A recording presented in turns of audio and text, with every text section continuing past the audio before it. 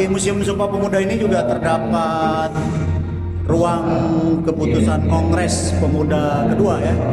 Ini adalah replikasi dari keputusan Kongres Pemuda kedua yang diukir di dinding ini, yang kita kenal dengan Sumpah Pemuda.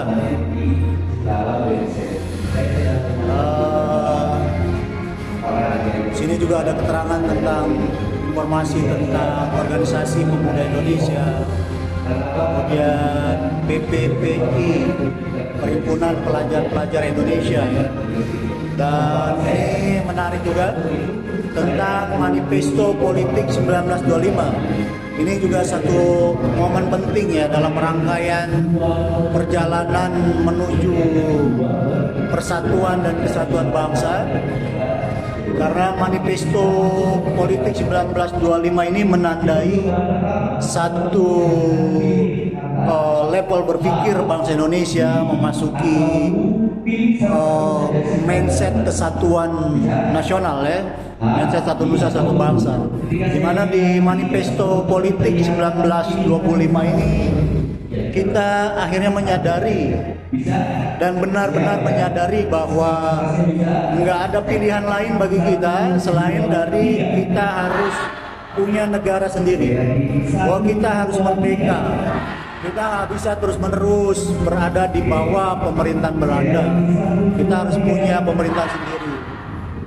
Dan kita juga sadar betul bahwa kalau kita mau merdeka, satu-satunya jalan adalah kita harus bersatu.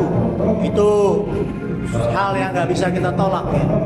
Jadi kita sudah belajar panjang melakukan perjuangan mengusir penjajah selama ratusan tahun bahkan ya, tapi kita tidak pernah berhasil mengusir penjajah. Itu karena perjuangan yang kita lakukan masih bersifat kedaerahan, masih berpecah belah. Kita belum menjadi satu kesatuan dalam kebangsaan, dalam tanah air. Kita belum berada dalam satu kesatuan gerak langkah, satu kesatuan cita-cita. Jadi persatuan itu memang hal yang gak bisa ditolak. Persatuan itu sebuah keniscayaan, sebuah keharusan, sehingga di Manifesto Politik 1925 inilah kita melihat kesimpulan yang penting sekali ya yang terjadi di bangsa Indonesia, bahwa kita harus bersatu. Dan kita juga menyimpulkan bahwa satu-satunya jalan untuk mencapai persatuan itu, kita harus bisa mengesampingkan perbedaan-perbedaan sempit, perbedaan suku, perbedaan kelompok, golongan, bahkan perbedaan agama. Itu harus bisa kita kesampingkan. Nah, itulah pentingnya Manifesto Politik 1925 yang kemudian mengantarkan kita pada Kongres Pemuda pertama di 1926. Dihadiri banyak sekali organisasi-organisasi pada saat itu ya, yang kemudian berlanjut kepada Kongres Pemuda kedua. Kongres Pemuda kedua yang berlangsung di Jakarta dari tanggal 27 sampai dengan tanggal 28 Oktober 1928. Nah, inilah keputusan Kongres Pemuda kedua yang kita peringati setiap tahunnya di tanggal 28 Oktober, yang mana di dalam keputusan itu kita sama-sama sepakat berikrar bersama untuk menjadi saudara sebangsa yang tidak terhalangi oleh perbedaan-perbedaan suku, tradisi, ras, golongan, dan agama. Jadi dari Sabang sampai Merauke kita adalah saudara. Kita mengakui bertumpah darah yang satu, tanah air Indonesia. Kita mengakui berbangsa yang satu, bangsa Indonesia. Dan kita sama-sama sepakat untuk menjunjung bahasa persatuan, bahasa Indonesia.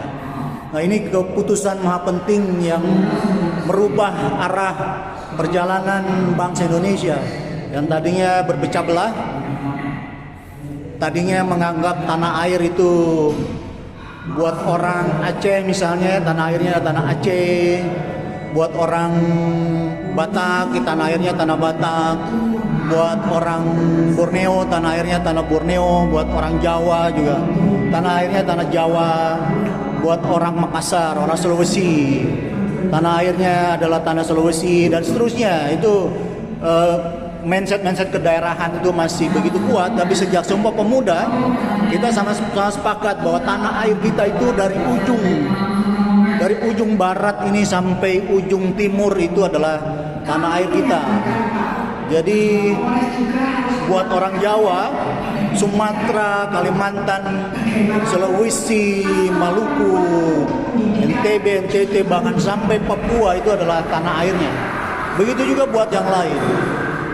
Jadi ini adalah satu mindset baru ya. Sumpah Pemuda ini menjadi titik baru bangsa Indonesia. Inilah embrio cikal bakal terbentuknya bangsa Indonesia sebagai satu kesatuan bangsa, satu nusa, satu bangsa, satu bahasa.